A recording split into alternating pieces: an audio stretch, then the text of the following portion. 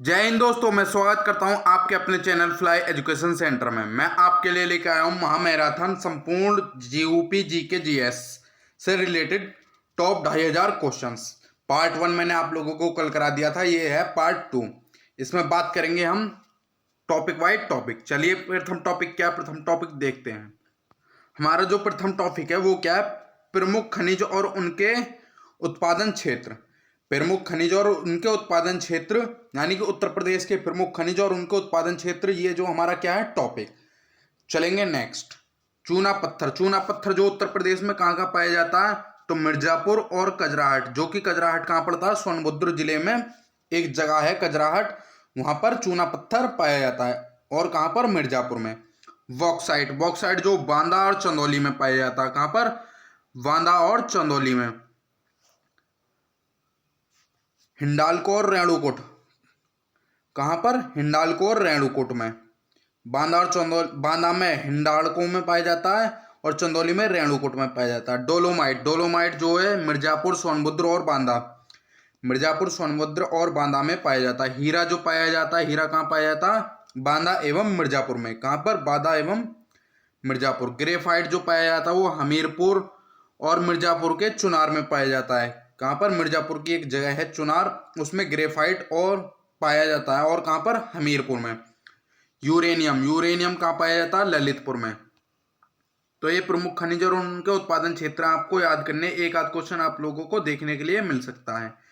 Gypsum. Gypsum जो झांसी और हमीरपुर में मिलता है। कहाँ पर, झांसी और हमीरपुर। तांबे की बात करें तो तांबा ललितपुर में मिलता है। जो सोनराई क्षेत्र है ललितपुर में, वहां पर तांबा मिलता है। सैंडस्टोन। सैंडस्टोन मिर्जापुर और सोनभद्र में मिलता है। और फायर के लिए जो मिलती है, कहां पर मिलती है, वो मिर्जापुर में मिलती है। तो ये थे अभी तक के आप लोगों के प्रमुख खनिज और उनके स्थान। चलेंगे नेक्स्ट। नेक्स्ट क्या है, नेक्स्ट है उत्तर प्रदेश की नई ऊर्जा नीति कब लागू हुई थी, तो वो 2003 में। कब, 2003 में उत्तर प्रदेश की नई ऊर्जा नीति लागू हुई थी। राज्य के कुल विद्युत उत्पादन में सर्वाधिक योगदान किसका है, तो तापीय विद्युत का। किसका, तापीय विद्युत का जो है कुल विद्युत उत्पादन में सर्वाधिक योगदान है। राज्य की सबसे पुरानी तापीय परियोजना कौन सी है, तो हरदुआगंज।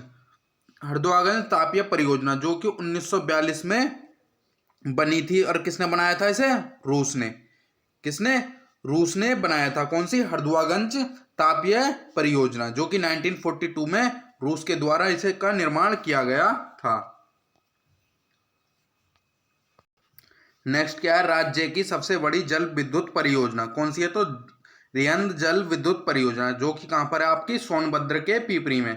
कहां पर, सोनभद्र के पीपरी में यह विद्युत परियोजना है। कौन सी, जल विद्युत परियोजना, उत्तर प्रदेश की सबसे बड़ी जल विद्युत परियोजना है। परीक्षा ताप विद्युत परियोजना कहां पर है, झांसी में। अनपरा ताप विद्युत परियोजना कहां पर है, आपका सोनभद्र में। पनकी विस्तार ताप विद्युत परियोजना कहां पर है, तो ये आप लोगों की कानपुर में है। चलेंगे नेक्स्ट। नेक्स्ट है राज्य में स्थापित एकमात्र परमाणु विद्युत केंद्र कहां पर है, नरौरा बुलंदशहर में। कहां पर, नरौरा बुलंदशहर में। भारी जल आधारित जो है, या तो आप लोगों से पूछ लिया जाए एकमात्र परमाणु विद्युत केंद्र कहां पर है, तो वो नरौरा बुलंदशहर में है। या ये पूछ लिया जाए भारी जल आधारित परमाणु विद्युत केंद्र कहां पर आधारित है, केंद्र कहां पर है, तो वो नरौरा बुलंदशहर में, जिसका निर्माण कब हुआ था, 1991 में और 1992 में। 1991 से 1992 तक इसका निर्माण हुआ था। प्रदेश में एनटीपीसी के गैस आधारित संयंत्र कितने हैं, तो 3 हैं। कितने, 3। एक आप लोगों का औरैया में है, एक आंवला में है और एक दादरी में है। कहां पर, औरैया, आंवला और दादरी। चौथा जो प्रस्तावित है, जो कि आप लोगों का कहां पर है, अरनिया बुलंदशहर में पड़ेगा। कहां पर, अरनिया बुलंदशहर में चौथा एनटीपीसी बन रहा है यहाँ पर हमारे पास में। माता टीला जल विद्युत परियोजना कहां पर है, तो ये बेतवा नदी पर है। कहां पर, झांसी में। झांसी में बेतवा नदी पर कौन सा, माता टीला जल विद्युत परियोजना। सर्वाधिक जल विद्युत केंद्र स्थापित किससे होता, ऊपरी गंगा नहर से। किससे, ऊपरी गंगा नहर से सर्वाधिक जल विद्युत केंद्र स्थापित होता है। चलेंगे नेक्स्ट। नेक्स्ट है उत्तर प्रदेश में नवीकरणीय ऊर्जा के महत्व को दृष्टिगत वैकल्पिक ऊर्जा विकास संस्थान नेडा की स्थापना कब की गई थी, तो 1983 में। कब, 1983 में। क्या, उत्तर प्रदेश में नवीकरणीय ऊर्जा के महत्व को दृष्टिगत वैकल्पिक ऊर्जा विकास संस्थान की स्थापना कब की गई थी? तो 1983 में। निजी क्षेत्रों की प्रमुख विद्युत इकाइयां। रोजा ताप विद्युत परियोजना कहां पर है? शाजापुर में। किसकी है? तो ये रिलायंस की है। वारा संगम ताप विद्युत परियोजना कहां पर है? प्रयागराज में। किसकी है? जेपी की। ललितपुर ताप विद्युत परियोजना कहां पर है? ललितपुर में। ये किसकी है? बजाज ग्रुप की है। किसकी है? बजाज ग्रुप की। नेक्स्ट है, केंद्र सरकार के सहयोग से प्रदेश के सोलर सिटी के रूप में विकसित किए जाने वाले जिले कौन कौन से हैं? आगरा, मुरादाबाद और प्रयागराज। सोलर सिटी के रूप में विकसित किए जाने वाले जिले कौन से? आगरा, मुरादाबाद और प्रयागराज। शीतला जल विद्युत परियोजना कहां पर है? तो आप लोगों की ये झांसी में है। वह गांव जिसका अपना सोलर पावर प्लांट है, तो वो कौन सा? रामपुरा। कौन सा? रामपुरा। कहां पर पड़ता है ये? झांसी में।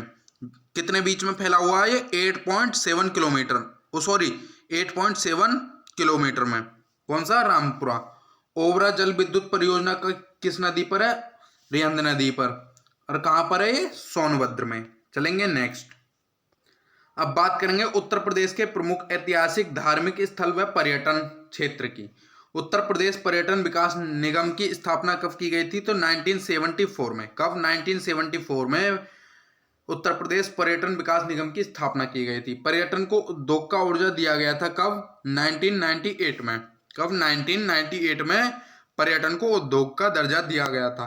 प्रदेश में हेरिटेज आर्क के रूप में विकसित किया जा रहा सर्किट कहां पर है? तो ये आगरा, लखनऊ और वाराणसी। कहां? आगरा, लखनऊ, वाराणसी में है। क्या? हेरिटेज आर्क के रूप में विकसित किया गया सर्किट कहां पर है? तो आगरा, लखनऊ और वाराणसी में। चलेंगे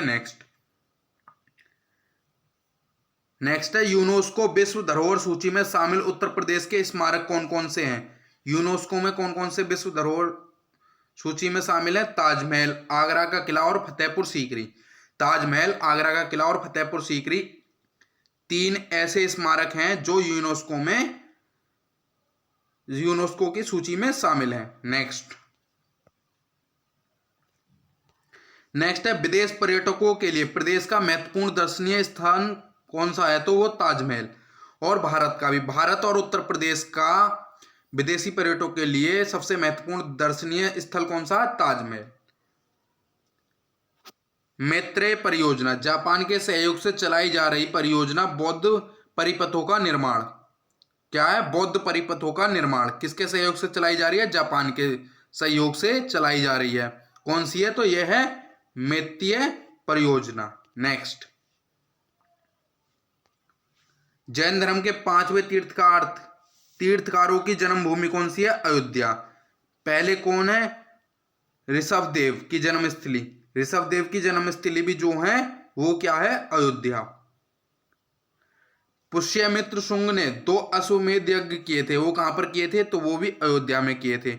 महाजनपद काल में उत्तरी पांचाल की राजधानी अहिछत्र कहाँ है? तो वो बरेली जनपद में। कहां पर? बरेली जनपद में है। किसकी? उत्तरी पांचाल की राजधानी कौन सी? अहिछत्र। कहां पर है? बरेली में। नेक्स्ट, सिंधु घाटी सभ्यता का पूर्वी प्रसार स्थल कौन सा है? तो आलमगीरपुर, जो कि मेरठ में हिंडन नदी पर है। कहां पर? मेरठ में हिंडन नदी के पास पड़ता आलमगीरपुर, जो कि सिंधु सभ्यता का पूर्वी प्रसार स्थल है। कपिलवस्तु शाक्य गणराज्य की राजधानी कौन सी होती थी? तो वो होती थी पिपरवाह। कहां पर? सिद्धार्थनगर में। कहां पर? तो ये सिद्धार्थनगर जिले में पिपरवाह नामक जगह जो है वो कपिलवस्तु की राजधानी हुआ करती थी। चलेंगे नेक्स्ट है, बौद्ध और जैन दोनों का प्रसिद्ध तीर्थ स्थल कौन सा है? तो वो है कौशाम्बी। कौशाम्बी जो है बौद्ध और जैन धर्म दोनों का प्रसिद्ध तीर्थ स्थल है, जो कि वत्स जनपद की राजधानी थी। पहले महाजनपद थे तो उसमें वत्स एक महाजनपद था, तो उसकी राजधानी क्या थी? कौशाम्बी, जो कि बौद्ध और जैन धर्म का तीर्थ स्थल है। प्रसिद्ध जैन धर्म तीर्थकार प्रभास गिरी स्थित है। कहां पर? कौशाम्बी में। भक्त संत मलूकदास की जन्मस्थली कौन सी है? कड़ा, वो भी कहां पर है? कौशाम्बी में। अकबर के नवरत्न में से एक बीरबल का जन्म स्थल कहां है? कालपी में। कहां पर? अकबर के नवरत्न में से एक बीरबल थे, जिनका जन्म स्थान क्या, कालपी। जैन धर्म के 23वें तीर्थंकर पार्श्वनाथ का जन्म हुआ था कहाँ पर, काशी में। कहाँ पर हुआ था, काशी में। आप लोग ये याद रख सकते हैं कि जैन धर्म के 23वें तीर्थंकर कौन थे, पार्श्वनाथ, जिनका जन्म कहाँ हुआ था, काशी में। चलेंगे नेक्स्ट। नेक्स्ट है, जयचंद को मोहम्मद गौरी ने किस युद्ध में पराजित किया था, तो वो क्या था, चंदावर युद्ध में। कहां पर, चंदावर युद्ध में। कब, 1994 में। किसने, जयचंद को मोहम्मद गौरी ने पराजित कर दिया था, किसमें, चंदावर के युद्ध में। कब, 1194 में। कहां पर है ये, तो ये कन्नौज और इटावा में शामिल है। जैनपुर सिराज ए हिंद की स्थापना कब की गई थी, फिरोज शाह तुगलक ने मोहम्मद तुगलक के स्मृति में, फिरोज शाह तुगलक ने मोहम्मद तुगलक की स्मृति में जौनपुर को सिराज-ए हिंद की स्थापना के रूप में घोषित किया था। गुप्तकालीन दशावतार मंदिर कहाँ था, तो ये देवगढ़ में था, जो कि ललितपुर में पड़ता है। कहाँ पर, ललितपुर के देवगढ़ में दशावतार मंदिर स्थित है। किस काल का है, तो ये गुप्तकालीन का। नेक्स्ट, हर्षवर्धन प्रति 5वें वर्ष महामोक्ष परिषद का आयोजन करता था, तो वो कहां पर करता था, तो वो प्रयागराज में। क्या, महामोक्ष परिषद का आयोजन कौन, हर्षवर्धन करता था। कितने साल बाद, प्रत्येक 5 वर्ष बाद। गुप्तों की धार्मिक सांस्कृतिक राजधानी कौन सी थी, तो वो थी प्रयागराज। गुप्तों की धार्मिक और सांस्कृतिक राजधानी भी प्रयागराज थी। प्रसिद्ध इतिहासकार जियाउद्दीन वर्नी का जन्म स्थान कौन सा था, तो बुलंदशहर बरन। किसके, प्रसिद्ध इतिहासकार जियाउद्दीन बरनी का जन्म स्थान कहाँ था, बुलंदशहर। बुलंदशहर को पहले बरन नाम से जानते थे, और जियाउद्दीन बरनी का जन्म स्थान होने के कारण इसको बरन कहा जाता था, लेकिन प्रेजेंट टाइम में से बुलंदशहर कहा जाता है। नेक्स्ट, गुप्तकालीन मंदिरों के लिए प्रसिद्ध भीतरगांव कहाँ स्थित है, तो वो रमाबाई नगर यानी कि कानपुर देहात में। कानपुर देहात में गुप्तकालीन मंदिरों के लिए प्रसिद्ध भीतरगांव कानपुर देहात के रमाबाई नगर में स्थित है। गुप्तकालीन स्थल भीतरी स्थित है कहां पर, गाजीपुर में। भीतरी कहां पर स्थित है, गुप्तकालीन स्थल गाजीपुर में। चलेंगे नेक्स्ट। नेक्स्ट है, सूफी संत शेख निजामुद्दीन औलिया का जन्म कहां हुआ था, तो वो हुआ था बदायूं में। कहां पर, सूफी संत शेख निजामुद्दीन औलिया का जन्म बदायूं में। सुल्तान बनने से पूर्व इल्तुतमिश कहाँ का इक्तादार था, तो वो था बदायूं का। इल्तुतमिश जो है सुल्तान बनने से पहले कहाँ का इक्तादार था, तो वो बदायूं का। भारत के प्रथम स्वतंत्रता संग्राम का आगाज हुआ था कब, 10 मई 1857 में। कहाँ से हुआ था, तो मेरठ से। भारत का जब प्रथम स्वतंत्रता संग्राम का आगाज हुआ था, तो वो मेरठ से 10 मई 1857 में हुआ था। वाराणसी के निकट स्थित सारनाथ का अन्य नाम क्या है, तो ऋषिपतनम मृगदाव। क्या है, ऋषिपतनम मृगदाव जो है वो सारनाथ का अन्य नाम है। भगवान बुद्ध का पहला उपदेश धर्म चक्र परिवर्तन कहाँ दिया गया था, तो ये सारनाथ में दिया गया था।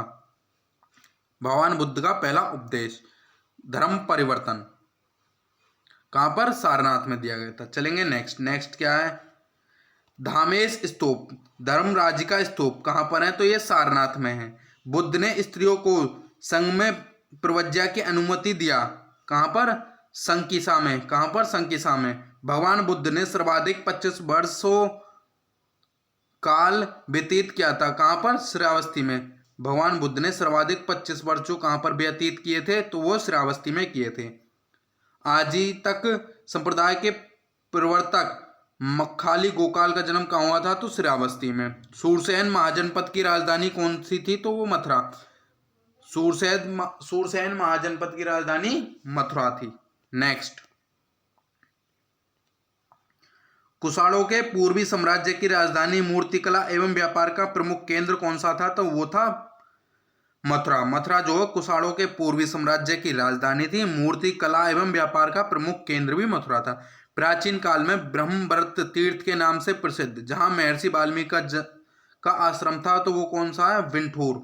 क्या है, विंठूर जो है महर्षि वाल्मीकि का आश्रम था, जिसे हम प्राचीन काल में ब्रह्मवर्त तीर्थ के नाम से जानते थे। नेक्स्ट, बेगम समरू द्वारा बनाया गया विशाल चर्च कहां पर है, तो वो सरदना मेरठ। सरदना मेरठ में बेगम समरू द्वारा बनाया गया विशाल चर्च है। कहाँ पर? मेरठ के सरदना में।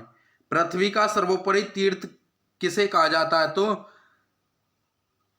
चब्र तीर्थ, नेमि पाषाणीय, किसे? नेमि पाषाणीय को सर्वोपरि तीर्थ कहा जाता है। जैनों की काशी कहा जाता है किसको? हस्तिनापुर को। जैनों की काशी जो हस्तिनापुर को कहा जाता है। चलेंगे नेक्स्ट है प्रसिद्ध संत सैयद सलार का व मसूद गाजी की दरगाह कहाँ पर है? तो वो बहराइच में। कहाँ पर? प्रसिद्ध संत सैयद सलार और मसूद गाजी की दरगाह कहाँ पर है? बहराइच में। नगर महोदय श्री के उपनाम से प्रसिद्ध नगर कौन सा है?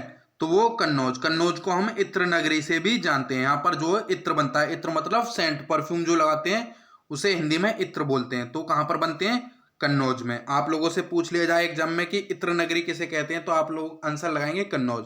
और नगर महोदय श्री के उपनाम से भी प्रसिद्ध है। कौन सा? कन्नौज। आगरा की स्थापना कब हुई थी? 1504 में। किसने की थी? सिकंदर लोदी ने। आगरा की स्थापना 1504 में सिकंदर लोदी के द्वारा की गई थी। मुगल काल में शिक्षा का प्रमुख केंद्र कौन सा था? तो वो था आगरा। प्रसिद्ध सूफी संत हाजी वारिस अली शाह की गजार स्थित थी। कहाँ पर? देवा शरीफ बाराबंकी। देवा शरीफ बाराबंकी में स्थित थी। नेक्स्ट, महाजनपद काल में पूर्वी पांचाल जनपद की राजधानी कंपिल किन महाभारत कालीन चरित्रों का जन्म स्थान रहा है? द्रौपदी और द्रोणाचार्य। द्रौपदी और द्रोणाचार्य का जन्म स्थान रहा है किसमें? महाभारत कालीन चरित्रों में द्रौपदी और द्रोणाचार्य का जन्म हुआ था। किसमें? पूर्वी पांचाल जनपद की राजधानी कंपिल में। नेक्स्ट, महाजनपद काल में मल्ल गणराज्य की राजधानी कौन सी थी? तो वो थी कुशीनगर। भगवान बुद्ध का महानिर्वाण स्थल था। क्या था? भगवान बुद्ध का महानिर्वाण स्थल कौन सा था? कुशीनगर, जो कि महाजनपद काल में मल्ल गणराज्य की राजधानी हुआ करती थी। नेक्स्ट, किसके शासन काल में अवध की राजधानी फैजाबाद से लखनऊ लाई गई? तो नवाब आसफ उद्दौला के शासन काल में अवध की राजधानी फैजाबाद से लखनऊ लाई गई थी। रानी लक्ष्मीबाई का जन्म कहाँ हुआ था? तो वो वाराणसी में बदौनी में हुआ था। वाराणसी के बदौनी में हुआ था। और वाराणसी में 80 घाट भी है। प्रेम मंदिर स्थित है कहाँ पर? वृंदावन। कृपालु जी महाराज के यहाँ पर। कहाँ पर? वृंदावन। लॉर्ड कॉर्नवालिस का मकबरा स्थित है कहाँ पर? गाजीपुर में। क्रांति नगर के नाम से विख्यात कौन सा शहर है? मेरठ। हींग व गुलाल नगरी के नाम से प्रसिद्ध कौन सा शहर है? हाथरस। हाथरस जो हींग और गुलाल नगरी के नाम से प्रसिद्ध है। चलेंगे इसी के साथ नेक्स्ट है चौरी चौरा किस जिले में स्थित है? चौरी चौरा जो गोरखपुर में स्थित है। विश्व का प्राचीनतम जीवंत शहर कौन सा है? तो काशी वाराणसी, जो कि वाराणसी में है। कौन सा? काशी शहर। उद्यन वासवंत दत्ता की कथा संबंधित है किससे? कौशाम्बी से। प्रसिद्ध जेके मंदिर कहाँ स्थित है? तो वो कानपुर में। भारत माता मंदिर कहाँ पर है? वाराणसी में। प्रसिद्ध प्रतिष्ठानपुरी व ऋषभ वेद की ताज स्थली कहाँ पर है? झूसी, जो कि आप लोगों के प्रयागराज में पड़ती है। कौन सी? झूसी। नेक्स्ट, उत्तर प्रदेश राज्य के पर्यटन दिवस कब मनाया जाता है? तो 14 फरवरी को। हर साल 14 फरवरी को उत्तर प्रदेश राज्य का पर्यटन दिवस मनाया जाता और वर्ष 2016 से इसे प्रारंभ किया गया था। उत्तर प्रदेश में इको टूरिज्म पॉलिसी का प्रारंभ कब हुआ था? तो 2014 में। कब? 2014 में। मंदिरों और घाटों का नगर किसे कहा जाता है? तो वो कहा जाता है वाराणसी को। किसका? मंदिरों और घाटों का नगर। चित्रित धूसर मृदभांड से संबंधित अंतरंजी खेड़ा स्थित है कहां पर? एटा जिले में। क्या? अंतरंजी खेड़ा जो कहां पर स्थित है? तो वो एटा जिले में। स्वामी हरिदास कहां निवास करते थे? तो स्वामी हरिदास जो है वृंदावन के निधिवन में निवास करते थे। कौन? स्वामी हरिदास। चलेंगे नेक्स्ट। अब बात करेंगे उत्तर प्रदेश कला एवं संस्कृति। क्या? कला एवं संस्कृति। प्रदेश के ऐतिहासिक सांस्कृतिक कलात्मक विकास के संरक्षण प्रदर्शन अध्ययन हेतु संस्कृति विभाग की स्थापना की गई थी। कब? 1957 में। 1957 में ऐतिहासिक, सांस्कृतिक, कलात्मक विकास के संरक्षण, प्रदर्शन, अध्यात्मक हेतु संस्कृति विभाग की स्थापना की गई थी। कब? 1957 में। उत्तर प्रदेश संगीत नाटक अकादमी कहाँ पर स्थित है? तो वो लखनऊ में स्थित है, और जिसकी स्थापना कब हुई थी? 1963 में। राष्ट्रीय कथक संस्थान कहाँ पर है? तो राष्ट्रीय कथक संस्थान आप लोगों का लखनऊ में है, जिसका निर्माण 1988 से 1989 तक हुआ था। प्रदेश में स्थापत्य कला के प्राचीनतम साक्ष्य कौन है? तो मौर्य कालीन। कौन है? मौर्य कालीन। नेक्स्ट, मंदिर निर्माण कला का विकास हुआ था कब? गुप्त काल में। मंदिर निर्माण कला का विकास कब हुआ था? गुप्त काल में। मुगल चित्रकला शैली का नींव कब पड़ी थी? तो हुमायूं के समय में। मुगल चित्रकला शैली की जो नींव पड़ी थी वो कब पड़ी थी? हुमायूं के समय में। मुगल चित्रकला का स्वर्ण काल माना जाता है जहांगीर के काल को जो है मुगल चित्रकला का स्वर्ण काल माना जाता है। उत्तर प्रदेश कला एवं शिल्प महाविद्यालय की स्थापना कब हुई थी? 1911 में। कब? 1911 में। लखनऊ चित्रकला शैली के जनक किसे कहा जाता है? तो असीत कुमार हल्दार को कहा जाता है। बास टेम्पा शैली का प्रारंभ किया था। किसका? बास टेम्पा शैली का प्रारंभ। नेक्स्ट, बुद्ध का गृह त्याग के चित्रकार कौन थे? रणवीर सक्सेना। बुद्ध के गृह त्याग के चित्रकार कौन थे? रणवीर सक्सेना। सत्यम शिवम सुंदरम के चित्रकार कौन है? शिवनंदन नौटियाल जो है सत्यम शिवम सुंदरम के चित्रकार हैं। रामलीला के चित्रकार कौन है? भवानी चरण गयू। कौन है? भवानी चरण गयू जो है रामलीला के चित्रकार हैं। संगीत का बाइबिल की संज्ञा किसने दी थी? तो भरत मुनि ने। किसमें? नाट्य शास्त्र में। किसमें? नाट्य शास्त्र में भरत मुनि ने संगीत को बाइबिल की संज्ञा कहा था। ध्रुपद शैली में ईरानी शैली का मिश्रण कर ख्याल गायन का आविष्कार किसने किया था? तो अमीर खुसरो ने ख्याल गायन का आविष्कार किया था। किसमें? ध्रुपद की शैली में ईरानी शैली का मिश्रण करके। तबला एवं सितार का आविष्कार किसने किया था? तो वो भी अमीर खुसरो ने किया था। क्या? तबला एवं सितार का आविष्कार। चलेंगे नेक्स्ट। भारत का विशाल चित्रकला संग्रहालय भारत कला भवन की स्थापना कब हुई थी? 1950 में। कब? 1950 में भारत कला भवन की स्थापना हुई थी, जो कि आप लोगों का वाराणसी में स्थित है। चलेंगे नेक्स्ट, ठुमरी गायिका गिरिजा देवी का संबंध किससे? बनारस घराना से ठुमरी गायिका गिरिजा देवी का संबंध है। बिंदादीन शंभू महाराज, लच्छू महाराज, बिरजू महाराज और अच्छन महाराज संबंधित है। किससे? कथक से। कौन? बिंदादीन, शंभू महाराज, लच्छू महाराज, बिरजू महाराज और अच्छन महाराज संबंधित है। किससे? कथक से। आप लोगों से पूछा जा सकता है कि कथक से कौन संबंधित है। आप लोग ज्यादातर याद रखेंगे महाराज। एक बिंदादीन है और बाकी के शंभू महाराज, लच्छू महाराज, बिरजू महाराज और अच्छन महाराज जो है कथक से संबंधित है। अमीर खुसरो द्वारा प्रारंभ किए गए ख्याल गायन को शीर्ष पर पहुंचाने का श्रेय किसको जाता है? तो रामपुर घराना को। किसको? रामपुर घराना को ख्याल गायन को शीर्ष पर पहुंचाने का श्रेय जाता है।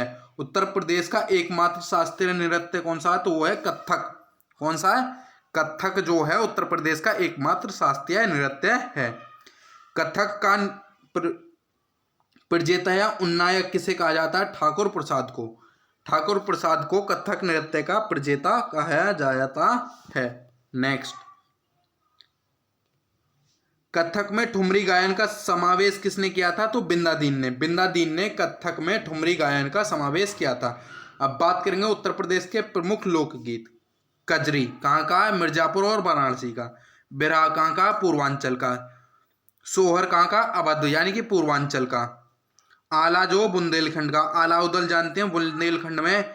इसूरी फाग वो भी बुंदेलखंड में। होरी फाग रसिया ये कहाँ पर है? ब्रज क्षेत्र में। तो ये थे उत्तर प्रदेश के प्रमुख इंपोर्टेंट लोकगीत। आप लोग इन्हें याद कर लेंगे। कजरी, बिरहा, सोहर, आला, इसूरी फाग, होरी फाग, रसिया।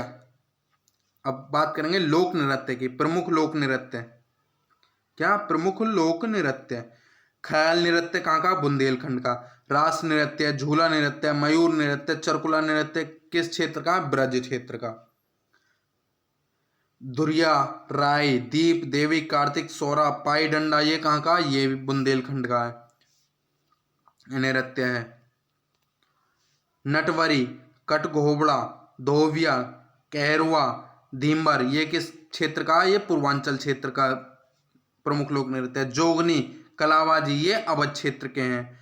कर्मा, सोनभद्र और मिर्जापुर के हैं। राहुला कहाँ का, बुंदेलखंड का। राहुला जो लोक नृत्य है किसका, बुंदेलखंड का। आप लोग इन्हें एक बार फिर से याद करेंगे, मैं आप लोगों को दिखा सकता हूँ प्रमुख लोक नृत्य ये है। चलेंगे नेक्स्ट है आधुनिक शास्त्रीय हिंदी रंगमंच का जनक किसे कहा जाता है, तो भारतेंदु हरिश्चंद्र। भारतेंदु हरिश्चंद्र को आधुनिक शास्त्रीय हिंदी रंगमंच का जनक कहा जाता है। प्रदेश के प्रमुख लोक नाट्य रामलीला, रासलीला और नौटंकी। प्रदेश के प्रमुख लोक नाट्य कौन से हैं, रामलीला, रासलीला और नौटंकी। रामलीला जो होती है रामनगर यानी कि वाराणसी और प्रयागराज अयोध्या। कहाँ पर होती है रामलीला, वाराणसी, प्रयागराज और अयोध्या। और रासलीला कहाँ होती है, ब्रज क्षेत्र में। रासलीला कहाँ होती है, ब्रज क्षेत्र में। नौटंकी कहाँ होती है, कानपुर और हाथरस में। कहाँ पर होती है, कानपुर और हाथरस में। चलेंगे नेक्स्ट। राज्य में सर्वाधिक 86 मेले का आयोजन कहाँ पर होता है, तो मथुरा में। सर्वाधिक मेले जो लगते हैं कहाँ पर लगते हैं, तो वो लगते हैं मथुरा में। कितने, 86। कितने मेले लगते हैं, 86। अब बात करेंगे उत्तर प्रदेश के प्रमुख मेले व उनके आयोजन स्थल। बटेश्वर मेला जिसे पशु मेला के नाम से जानते हैं वो कहाँ लगता है, आगरा में। नौचंदी का मेला मेरठ में लगता है। दादरी मेला पशुओं के लिए लगता है, ये कहाँ लगता है, बलिया में। गढ़मुक्तेश्वर मेला कहाँ पर लगता है, अपने ही हापुड़ में। हरिदास जयंती निधिवान वृंदावन में। देवा शरीफ मेला बाराबंकी में लगता है। सैयद सलार मेला बहराइच में लगता है। गोला गोकर्ण नाथ खीरी में लगता है। नककटैया मेला वाराणसी में लगता है। सांक भरी देवी मेला सहारनपुर में लगता है। गोविंद साहब मेला अंबेडकर नगर में लगता है। और खिचड़ी मेला गोरखपुर में लगता है। और चैत्र रामनवमी मेला कहाँ पर लगता है, अयोध्या में। तो ये आप लोगों के ऑल इम्पोर्टेंट प्रमुख मेले और उनके स्थान हैं, आप लोग यहां से स्क्रीनशॉट ले सकते हैं। चलेंगे नेक्स्ट। हिंदू मुस्लिम एकता का सुलह कुल महोत्सव कौन सा है, कहां पर होता है, तो ये होता आगरा में। क्या, हिंदू मुस्लिम एकता का सुलह कुल महोत्सव जो कहां पर लगता है, आगरा में। त्रिवेणी महोत्सव प्रयागराज में लगता है। ताज महोत्सव आगरा में होता है। और कबीर महोत्सव मगर संत कबीर नगर में। संत कबीर नगर में कबीर दास के जन्म स्थान पर कबीर महोत्सव लगता है। चलेंगे नेक्स्ट है उत्तर प्रदेश चलचित्र निगम की स्थापना कब की गई थी, 1975 में। राजकीय जैन संग्रहालय कहाँ पर है, मथुरा में, जिसकी स्थापना 2003 में हुई थी। प्रदेश में 3 राजकीय बौद्ध संग्रहालय हैं, कहाँ पर है, गोरखपुर, कुशीनगर और पिपरवा। सिद्धार्थनगर कहाँ पर, सिद्धार्थनगर, जिसे कपिलू के नाम से जानते हैं। प्रदेश में 3 बौद्ध संग्रहालय हैं, गोरखपुर, कुशीनगर और सिद्धार्थनगर में। खड़ी बोली का विकास शौरसेनी से हुआ है। इसके अन्य नाम क्या हैं, कौरवी, हिंदुस्तानी, नागरी और सरहिंदी। ब्रज क्षेत्र मथुरा, अलीगढ़, हाथरस, कासगंज आदि में प्रयुक्त ब्रज भाषा का विकास किससे हुआ था, शौरसेनी अपभ्रंश से। किससे, शौरसेनी अपभ्रंश से। नेक्स्ट, फैजाबाद, गोंडा, बहराइच, सीतापुर, लखनऊ, उन्नाव, रायबरेली में बोले जाने वाली अवधी का विकास हुआ था, कहाँ से, अर्धमगधी से। अवधी भाषा का विकास कहाँ से हुआ था, अर्धमगधी से। और ये कहाँ कहाँ बोली जाती है, फैजाबाद, गोंडा, बहराइच, सीतापुर, लखनऊ, उन्नाव और रायबरेली में। प्रदेश में सर्वाधिक लोगों द्वारा बोले जाने वाली उपबोली कौन सी है, तो वो भोजपुरी। सर्वाधिक जो है लोगों द्वारा बोले जाने वाली उपबोली भोजपुरी है। उत्तर प्रदेश राजकीय अभिलेखागार की स्थापना कब हुई थी, 1949 में। कहाँ पर, प्रयागराज में। जैन और बौद्ध दोनों धर्मों का प्रसिद्ध तीर्थ स्थान कौन सा, कौशाम्बी। उत्तर मध्य संस्कृति केंद्र कहाँ पर है, तो वो प्रयागराज में। कहाँ पर, प्रयागराज में। राजकीय स्वतंत्रता संग्राम संग्रहालय कहाँ पर है, मेरठ में।